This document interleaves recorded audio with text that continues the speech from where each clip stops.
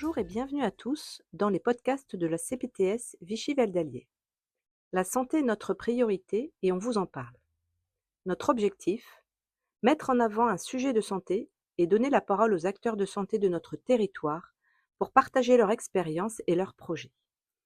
Je suis Servane Lucas-Guinard, infirmière libérale, et pour notre premier épisode, je reçois le docteur Mathilde Tamin, néphrologue et référente médicale pour l'antenne de Vichy de l'UTEP 03, accompagnée de Floriane Camus, infirmière à l'UTEP de Vichy. Alors, je vous propose tout d'abord de reprendre quelques définitions ensemble.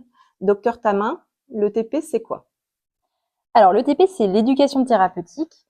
Et en fait, ça va s'adresser aux patients qui sont atteints de maladies chroniques, qui doivent vivre avec, en fait, sur une durée longue, pour leur permettre, en fait, d'avoir une meilleure qualité de vie, c'est-à-dire trouver les petites choses qui vont faire d'adapter au quotidien au niveau traitement, gestion de la maladie, de mieux maîtriser leur maladie, c'est-à-dire ils vont arriver à comprendre comment ça fonctionne, les enjeux de la maladie, les risques, les situations d'urgence, les médicaments ou des gestes techniques qui vont être en lien avec la maladie pour arriver à les, en fait, à vivre au quotidien avec et à les maîtriser. Donc ça va être un bénéfice pour le patient et aussi un bénéfice au niveau santé globale parce qu'un patient qui maîtrise sa maladie, qui comprend, il va faire moins de complications de sa maladie, ça va améliorer son état de santé. Donc c'est un peu dans cet objectif-là qu'il y a l'éducation thérapeutique qui va se présenter en fait sous forme de programme. Donc c'est-à-dire il va y avoir un programme pour une maladie chronique, ALD. Et l'idée en fait c'est que dans ce programme, le patient il va rentrer, il va avoir un entretien initial ou individuel où on va évaluer en fait ses besoins, ce qu'il sait, où il en est de la maladie. Et en fonction de cet entretien, il va être orienté dans le programme pour suivre des séances éducatives, ce qu'on peut appeler des fois ateliers, et qui peuvent être en individuel ou des séances collectives, qui vont être adaptées donc à sa demande et ses besoins et aux objectifs qu'on aura définis avec lui.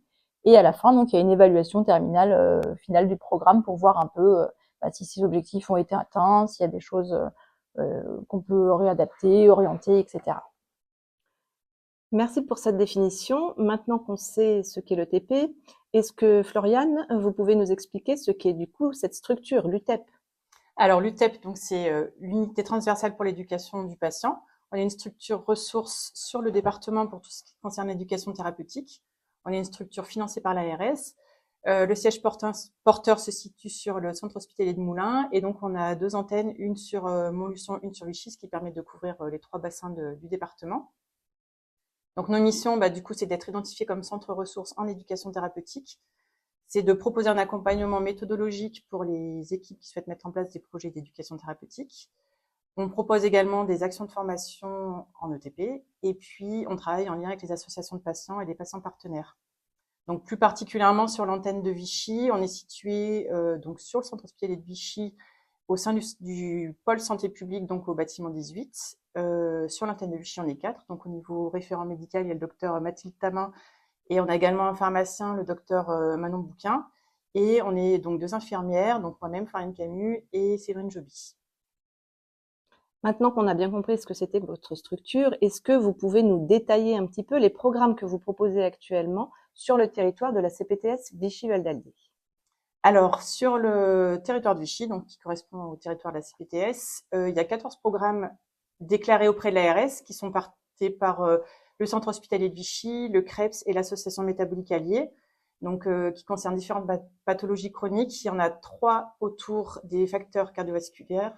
Il y en a 2 pour l'obésité, 2 pour le diabète, et puis après on trouve également des programmes pour l'insuffisance rénale chronique, la migraine, le cancer du sein, rhumatisme inflammatoire chronique, maladie inflammatoire chronique de l'intestin, les médicaments de substitution aux opiacés, et puis un programme qui touche différentes pathologies chroniques.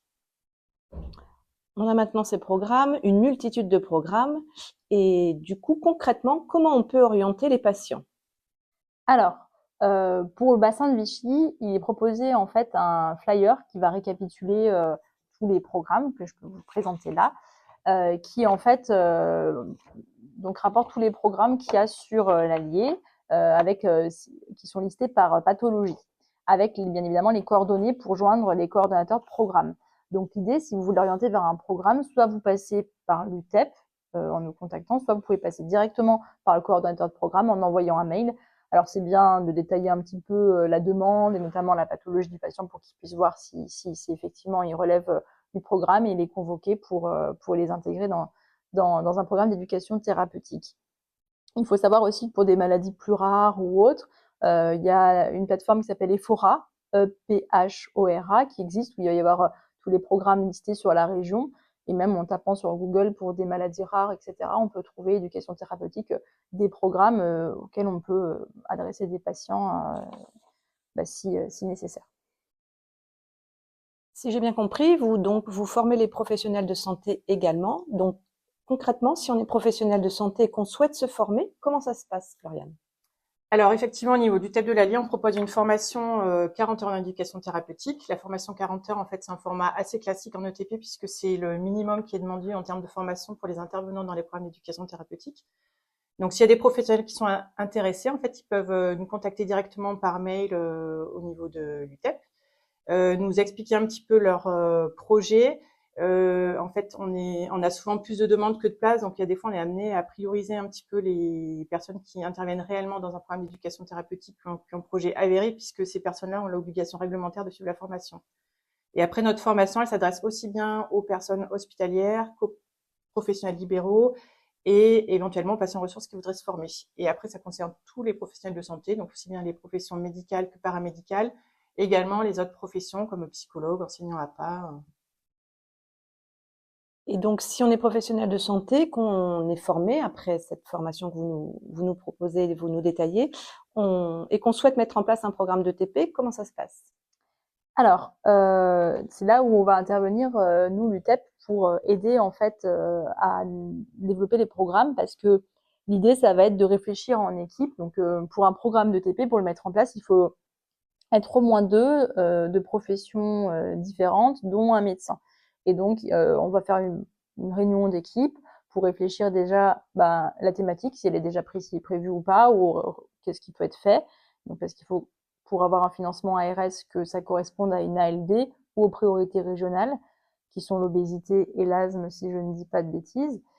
Et donc après, réfléchir en fait à la construction de ce programme, qui va être de manière générale, dire il va toucher quel patient, combien de patients par année, comment ils vont être adressés, donc toute la réflexion générale de structure du programme, et après une réflexion plus précise pour vraiment rédiger en fait les séances éducatives, qu'est-ce qu'elles vont contenir, quels sont les objectifs, qu'est-ce qu'on veut apporter aux patients. Donc pour tel objectif, comment on va faire? Parce que l'idée de l'éducation thérapeutique, c'est pas de l'information aux patients, donc c'est pas de leur poser une information, c'est vraiment que ça soit très participatif, ludique, parce que c'est comme ça qu'on va améliorer en fait l'intégration par le patient si lui-même est acteur dans ses ateliers. Donc ça, pour ça, l'UTEP, on a plein de choses qui existent, d'outils en fait qui sont déjà développés dans notre pathologie, où on peut aider à voir en fait, parce que c'est dommage de repartir de zéro. Souvent, pour chaque pathologie, il y a des programmes qui existent avec des outils qui ont été développés. Il y a des associations de patients, des laboratoires des fois qui proposent des outils. Donc, on peut aider à prospecter pour trouver un peu tout ça et donc à finaliser cette rédaction. Et ce programme, il va être déposé à l'ARS qui va le valider ou non, c'est-à-dire voir s'il est complet. S'il est complet, donc on a un délai de réponse de 2 mois. Après, il pourra être mis en place. Et il peut être financé. Alors ça, des fois, il y a des nuances qui sont un peu floues parfois, donc on peut pas vous apporter aujourd'hui la réponse de si tel ou tel programme est financé. Mais en général, pour qu'il soit financé, il faut que ce soit un programme qui concerne une ALD et qui soit complet. Et donc, un financement de programme, c'est 320 € par patient qui va suivre tout le programme. Et on peut intégrer aussi, avoir un financement pour si un aidant va participer au programme. Voilà, donc comment on met en place ces programmes. Donc ça peut être vraiment, on peut se rencontrer à tout moment. Ça peut partir de j'aimerais faire de l'éducation thérapeutique, mais je ne sais pas trop quelle pathologie, etc., quelle je voudrais faire dans ma spécialité, ou avoir un projet déjà très précis. Et l'idée de l'UTEP, c'est vraiment d'accompagner à la rédaction du programme, à la mise en place, et après au suivi, parce qu'on a des obligations évidemment, c'est des choses qui sont financées, qui sont évaluées, pas que pour le financement, parce que ça a un intérêt pour se remettre en question et faire évoluer le programme. Et donc, on aide aux différents stades du programme. Et aussi, une autre chose qui peut être intéressante, c'est on a de plus en plus de patients qui vont intervenir dans les programmes, soit pour témoigner, soit c'est vraiment des patients qui sont formés à l'éducation thérapeutique, donc ils peuvent faire gratuitement la formation 40 heures à l'éducation thérapeutique, et ils vont pouvoir animer les ateliers au même titre que les autres intervenants dans les programmes, et ça c'est vraiment un atout. Parce que ce qui plaît dans l'éducation thérapeutique aux patients, souvent, ça va être ce côté beaucoup plus c'est différent d'une consultation. L'idée, c'est vraiment d'arriver à les rendre participatifs, d'avoir ce côté ludique. Et parfois, quand il y a des séances de groupe, ça va être le fait de partager le vécu de leur maladie avec les autres patients. Et le patient ressource qui va intervenir dans les programmes, il va permettre justement on va dire, de libérer un peu la parole, d'apporter, on va dire, un vécu de la maladie qui va être hyper intéressant pour eux. Merci à toutes les deux pour ces informations et ces explications précises. Je pense qu'on a bien compris maintenant ce qu'était l'UTEP, ce qu'était le TP et les programmes que vous pouviez proposer aux patients, la façon dont les professionnels de santé pouvaient se former. Si aujourd'hui vous deviez faire passer un message auprès des professionnels de santé concernant votre unité, vous diriez quoi? Alors déjà, c'est pas parce qu'on est basé sur l'hôpital qu'on est uniquement tourné vers l'hospitalier. Du coup, on est vraiment une structure qui couvre le territoire. Donc, même les professionnels libéraux peuvent et il ne faut pas qu'ils hésitent à s'adresser à nous. Donc, que ce soit pour un projet d'éducation thérapeutique, pour orienter leurs patients, pour des besoins de formation, on reste ouvert du coup à toute demande et on reste disponible du coup pour répondre au mieux aux besoins de chacun. Et pour se rencontrer, justement, on pensait judicieux, et avec la CPTS, d'organiser une soirée en lien ville-hôpital avec du coup l'éducation thérapeutique, l'UTEP, donc présenter l'équipe de l'UTEP, et que chaque programme puisse être présenté lors de cette soirée pour avoir un peu plus d'informations et rencontrer les différents intervenants, parce que c'est toujours plus simple quand on se connaît. Merci à tous d'avoir partagé ce moment avec nous. On se retrouve très vite pour un prochain podcast de la CPTS Vichy Val d'Allier avec un nouvel échange entre soignants du territoire.